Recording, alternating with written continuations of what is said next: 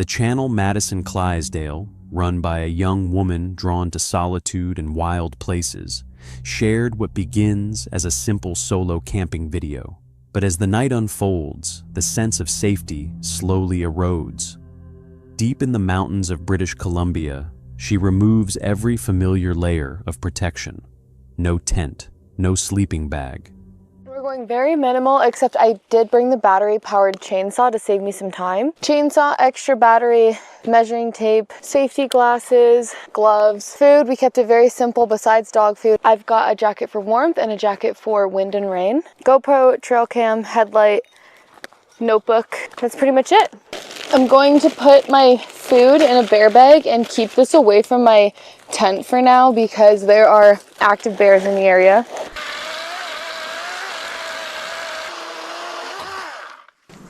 It's the end of summer here, so the bugs are not bad. I've been waiting all summer for the mosquitoes to calm down.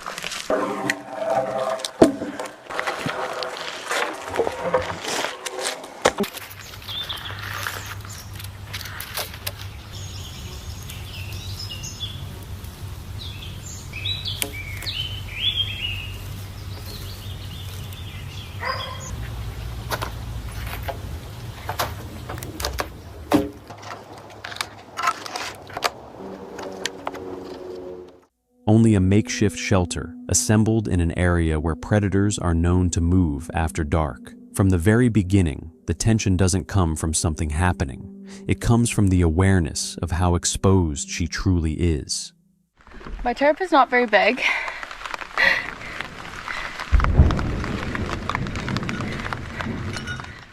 As daylight fades, the shelter is still unfinished. Thunder rolls through the trees, low and distant. Rustling begins to surface in the surrounding brush. A fire is lit early, its glow forming a thin, fragile boundary between one person and everything watching beyond it. This cedar is growing sideways and it's just not a healthy tree. Timber! Oh yeah, it was totally rotted at the base.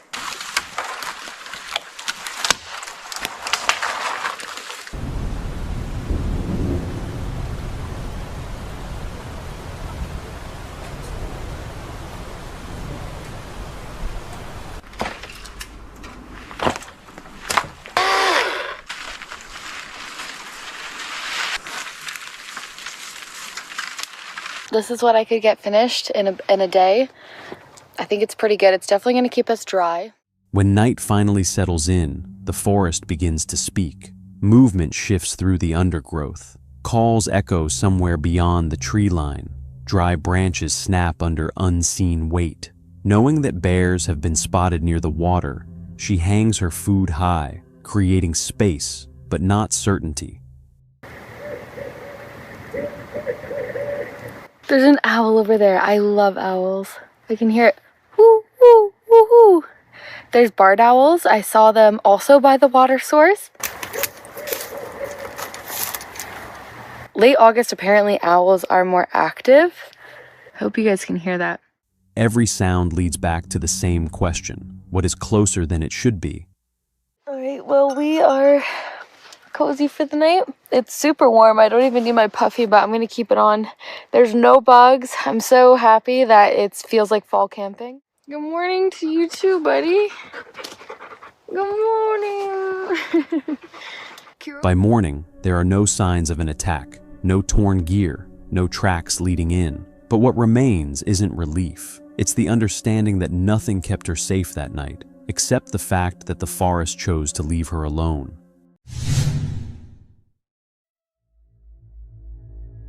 Meet Gaz, a camping YouTuber from the channel Grizzly Gaz, a UK-based YouTube channel who regularly heads deep into the wilderness with his French bulldog, Fendi. His channel is full of remote adventures, covering everything from rugged weather and dense forests to unexpected run-ins with wildlife.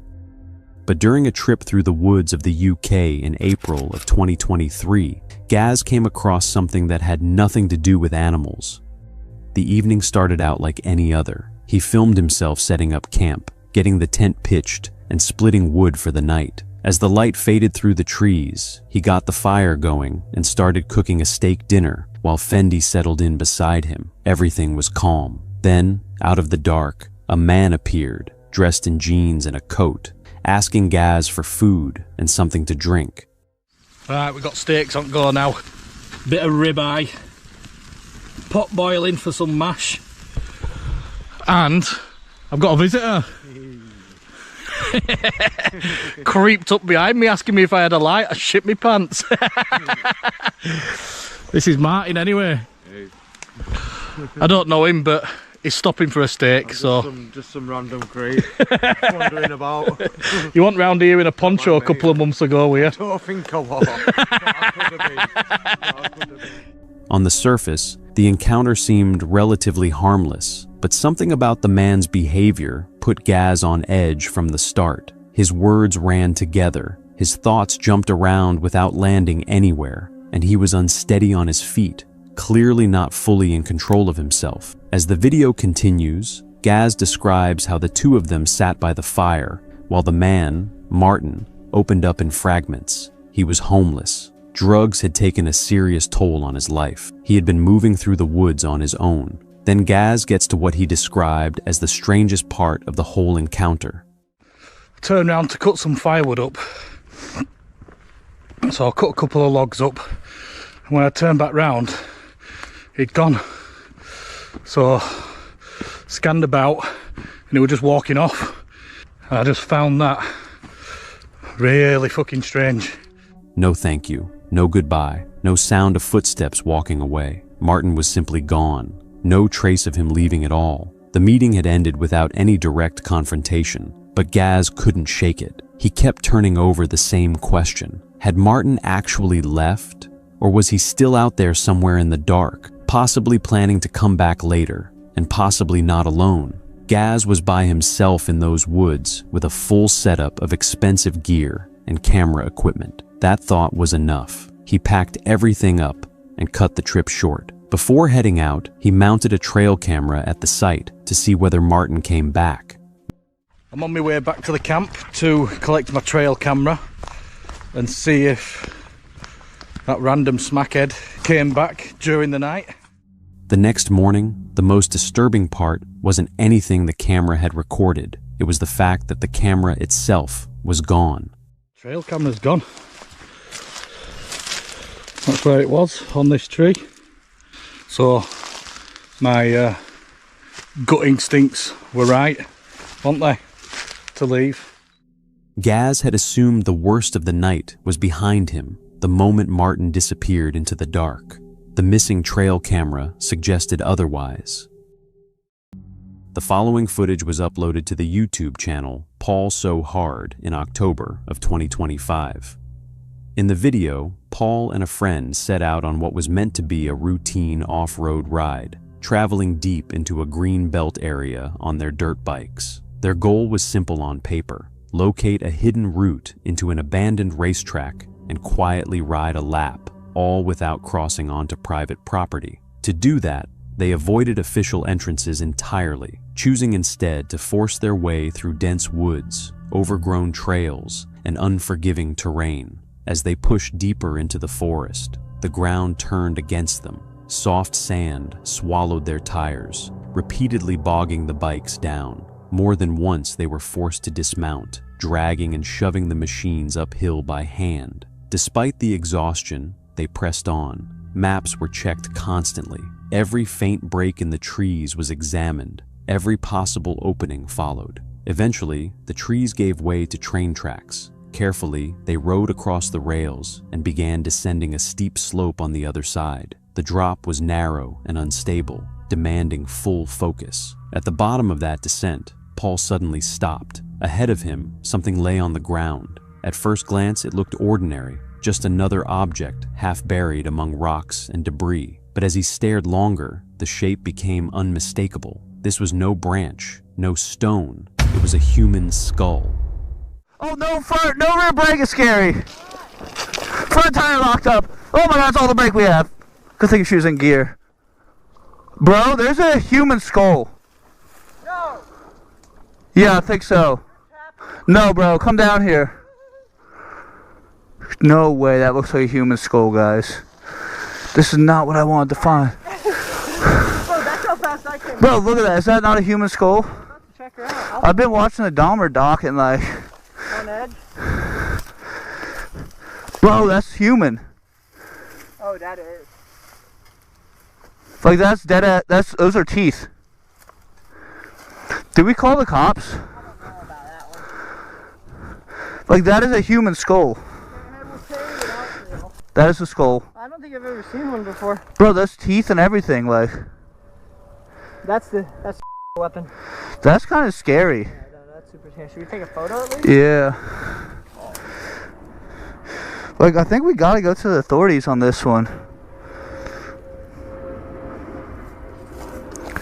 My buddy who's a cop, should we call him and say we were riding in the woods and we found a human head? Bro, it's definitely homeless. They're missing some skull.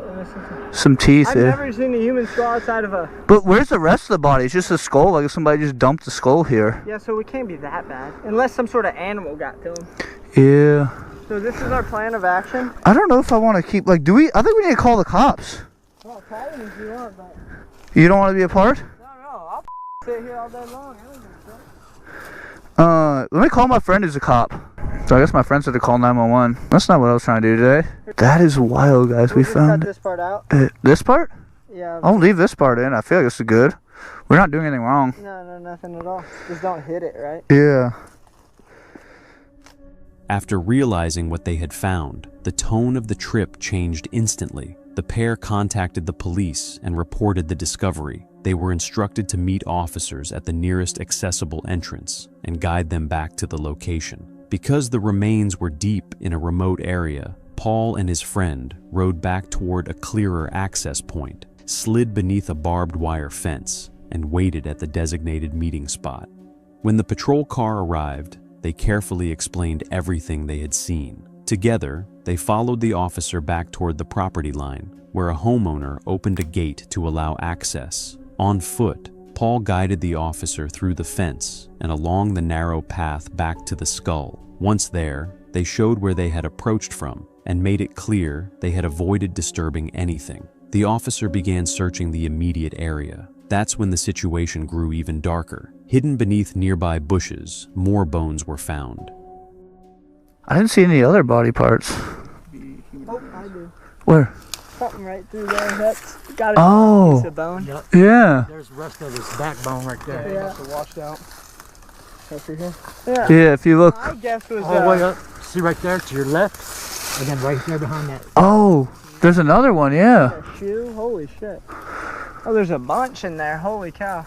There's another one there. There's one over there. Holy My crap. guess was someone jumped off the train. That was my first thought. Or they got hit by a railroad. Yeah, or Now we got sent up to go get some more cops, so this is really getting crazy. I guess more units. Homicide is coming. Like, this ain't no joke out here. Holy crap. How you doing? Good. I was told to come up here to bring y'all back to the... Yeah, there's another one coming, I guess there's a wait for him. Alright. It's crazy. Now we have 2 cops. This is getting hectic, guys.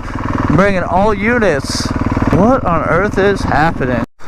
Oh shoot, now there's another cop car and another one. They are deep out here.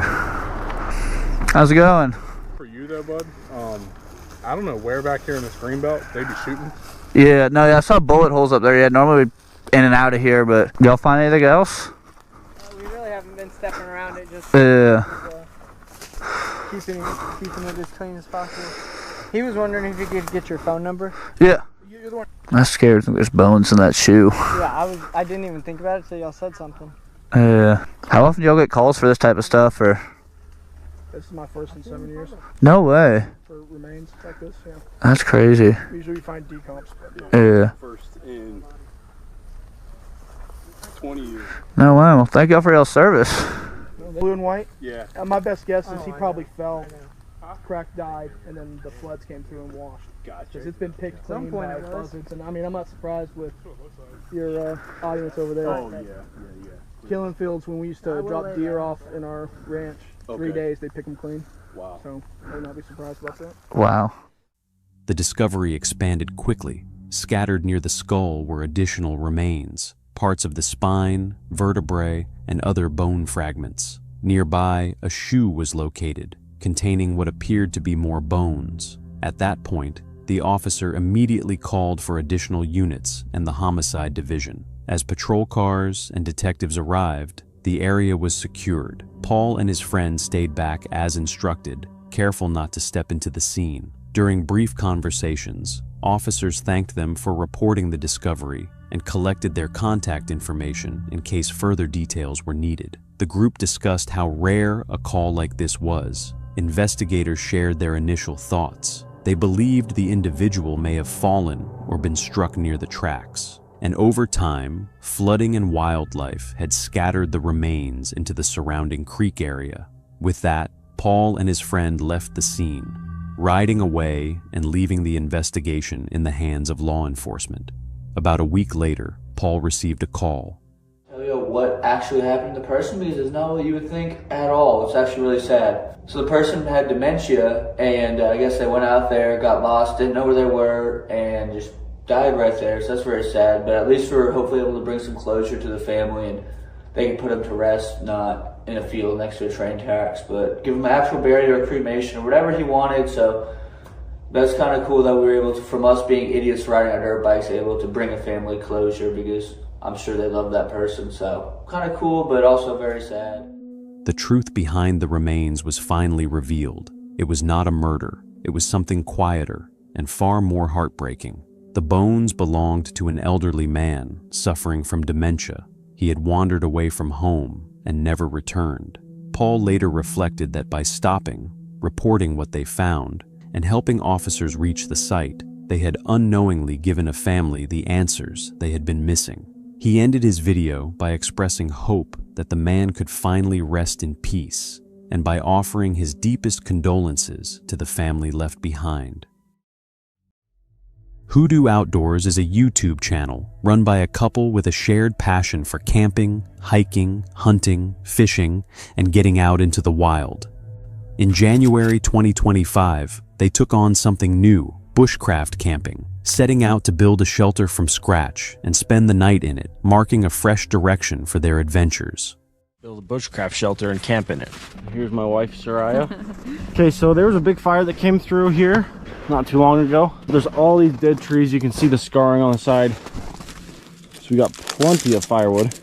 We're gonna spend the next while gathering as many trees as we possibly can. It started out as a straightforward day in the wilderness. They worked on the shelter, got things ready for a long night ahead, and settled in. Then the sun went down and the mood changed. It was about this time that we heard the first yell. We heard two guys way off in the distance yelling. I thought they might have been at my car. We were only a couple hundred yards away from it, and it came from that direction. I walked over to my car, but no one was there. But I did see the lights of a truck off in the distance, and it was parked, and it was running with only the cab lights on. I didn't film this part because I didn't think much of it, and it wasn't a very big deal. We have a guy right there that parked his truck. He keeps shining his brights at us, and he has not left us alone ever since we got here. It's like almost 9 o'clock at night. Now he's got his lights completely off. Really close to it though. Okay, so sorry it's kind of dark, but he sat right there for like 5 minutes. He came like feet away from my car, like right here. And then I shone a light at him and he took off. We're in the middle of nowhere, like super far from town. All right, so I was just following his tracks a little bit. He chucked this out the window. I don't know what this guy's deal is, but I might follow him out, make sure he leaves. Well, he kept shouting like stuff at us too. I don't know what. We couldn't really understand. Voices drifted in from somewhere in the distance, unclear, unexplained. A truck sat out in the darkness, and the way it sat there didn't feel right. Movement around the campsite added to the tension, and what had started as a relaxed trip began to feel like something they needed to stay on top of. So this guy's coming towards us now. So we're gonna get in the Jeep. Yeah, they turned back around. They're coming this way.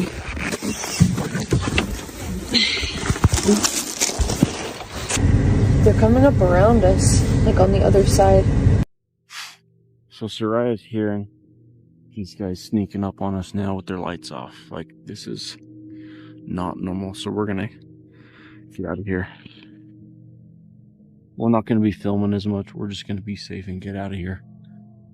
But then we heard them turn around and get back in their truck.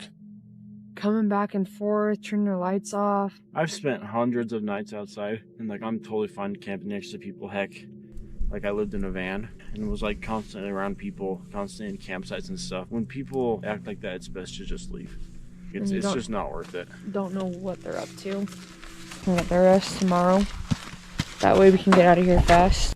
Moments later, this is what happened. Okay, I don't know if you can see, but they're driving right over to us again.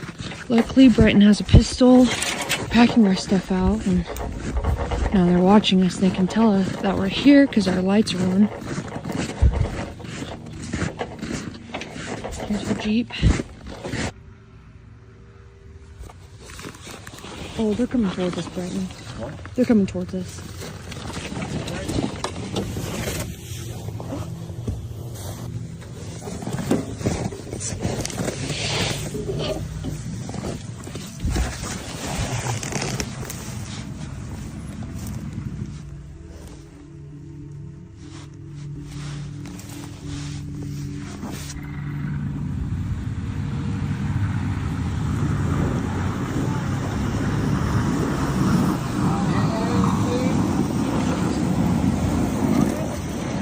You guys need help or something? No, we were just wondering what the light was. Yeah, we just lost. Yeah, we're just camping. Oh, okay. The vehicle began moving around the perimeter of the campsite in a way that raised real concern. Nothing happened, but that didn't make the situation feel any less wrong. They made the sensible call to pack up and get out. When someone keeps circling your camp without any clear reason, there's no way to know what they're actually after, and that uncertainty alone is reason enough to leave. On October 20th, 2025, Eleanor from Eleanor Grace Adventures set out alone across Dartmoor, England. Her channel is built around calm solo hiking and wild camping, quiet trips through open countryside. But this one came with a complication she couldn't fully outrun. Eleanor was still recovering from a virus. Despite that, she pressed ahead with a no-tent overnight on open moorland, aware that her body hadn't quite caught up with what she was asking of it. I've just had to make a diversion, quite a big one around Gutter Tor. All of a sudden I started hearing shots firing and lots of men yelling at each other, very close to where I was. Obviously Dartmoor is a military training area, but they tell you in advance online where and what times of day they're going to be firing, and it isn't here. I was outside of their boundary line because there's other people here as well, but I was like hiding behind the rocks on the tor, just like, please don't shoot me by accident. I'm going to move the car just down the road to like more continue for 1.5 miles, more enclosed type of car park.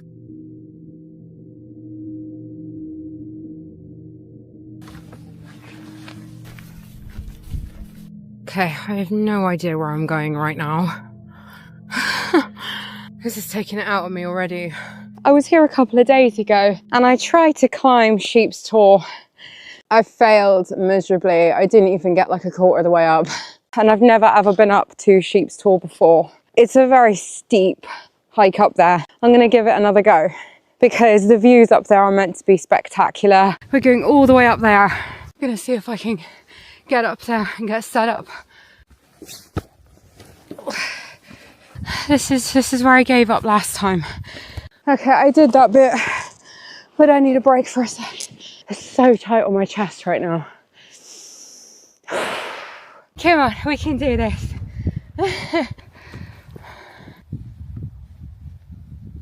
We did it. I don't think there's anyone else camping here tonight. We might have the place to ourselves. The quiet start didn't last. Nearby gunfire and shouting broke through without warning, forcing Eleanor to stop, take stock, and redirect. Her breathing was already working harder than usual from the walk. As she climbed toward Sheep's Tor, a tightness in her chest moved from something she could push through to something she couldn't ignore. Each uphill step came with shallower breath, and what would normally be a familiar ascent became slow, deliberate, and uncomfortable. Yeah, this is my little camp for the night. This is a obviously limited gear challenge. The main reason why it is a limited gear one, I just really did not want to drag my tent up here as well. So I got this new camping mat. Look how long it is. It comes with one of those foot pumps. I've moved under here because, I mean, I'm slightly under a rock here and covered. It's like a little nook. It's getting quite dark now and I can hear owls everywhere. This thing is incredible. Look, I'm not kidding. And I'm chilly, but I'm not like freezing. If it gets really bad, okay, then obviously I'm going to go and sleep in the car. Like, I'm not going to give myself hypothermia. Right, so it's just after 9. I think I'm going to try and get some sleep. Probably the coldest point's going to be about just after midnight, I think. Or at least that's what it says online. I'm going to put my ASMR on and I'm going to try and fall asleep and see how I get on.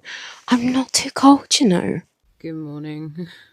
So I did the right thing last night. I think I did the right thing. It started to get quite windy, quite chilly. I couldn't sleep. Made a hot water bottle. Oh, my legs. My legs. Where is it?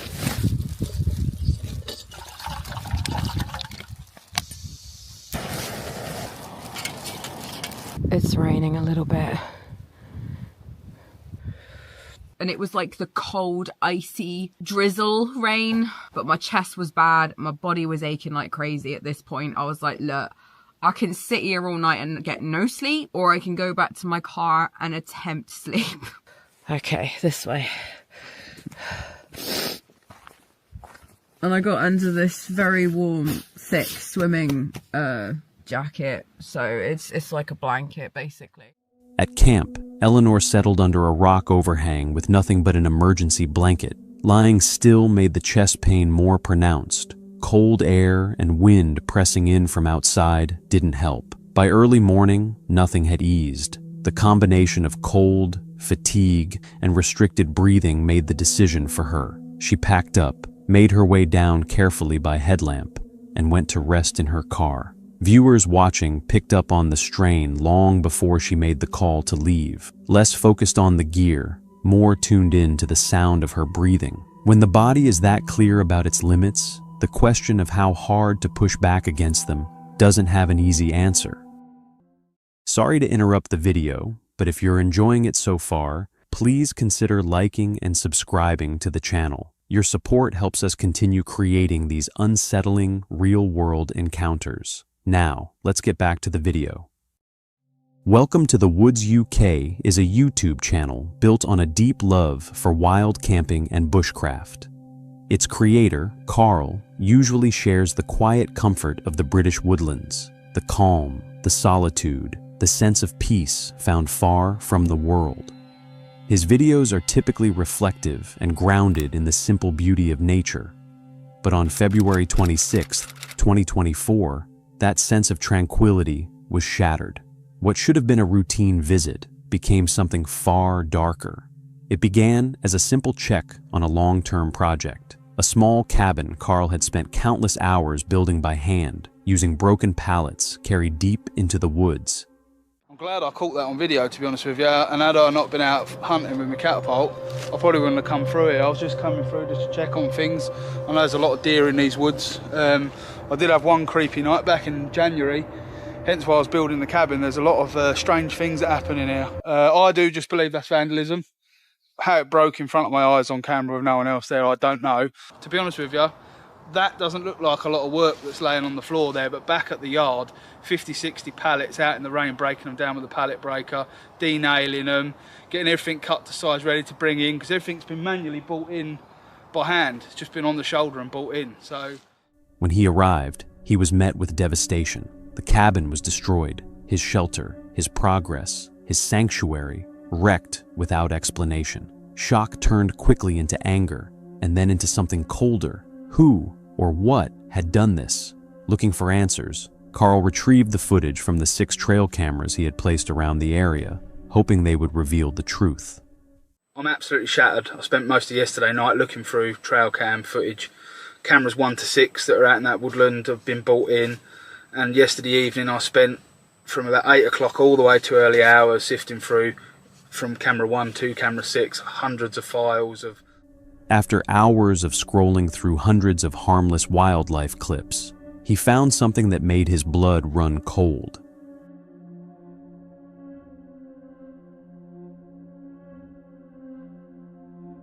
Footage from 2 separate days showed a figure lingering near the cabin, a dark shape moving through the night, and during daylight, someone wearing camouflage. With the landowner confirming that no one else had permission to be there, the situation became deeply unsettling. Determined to confront whoever was trespassing, Carl packed his gear and returned to the woods. It's got darker a lot quicker than what I thought it would, and it's drawn in pitch black, inky black. I'm almost on top of the site of cabin number 2.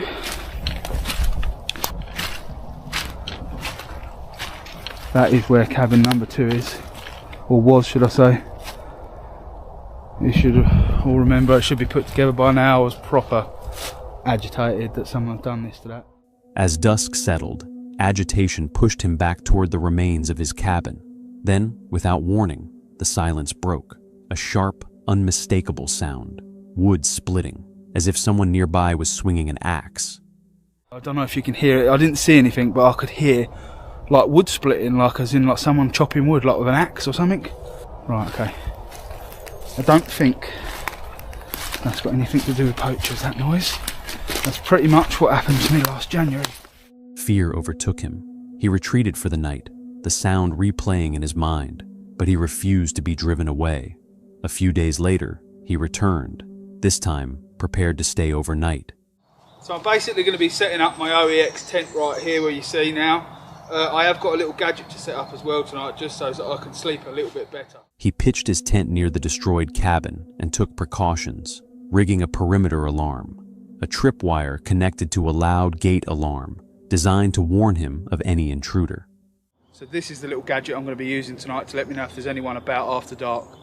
It's basically a gate alarm that farmers use. It's a 1-inch cartridge, 12 bore, non-lethal. There's no way it can hurt anyone unless you actually put your face to it, which in that case there's a little plate that covers it over. I'm going to strap that to a tree and then run a trip line all the way around the immediate vicinity of my camp at about waist height. If that pin gets pulled from there because of the trip line being activated, this will let a charge off and it will hopefully either scare away whatever it is that's creeping about, and it will wake me up. So that's it, all set. If this is pulled out, that will release this trigger, which will then fall down onto the cartridge and make a loud bang. I'm now going to trace this around the trees at about waist height and then completely activate this during the night time. As night fell, heavy rain began to pour. Carl settled into his tent, tension pressing in from every direction.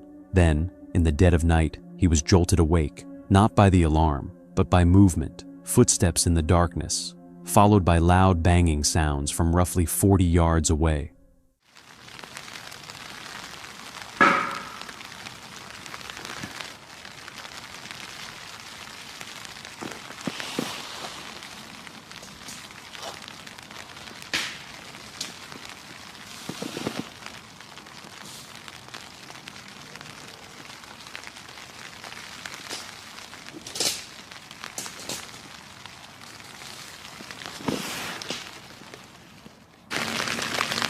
I've not got a clue what that noise was.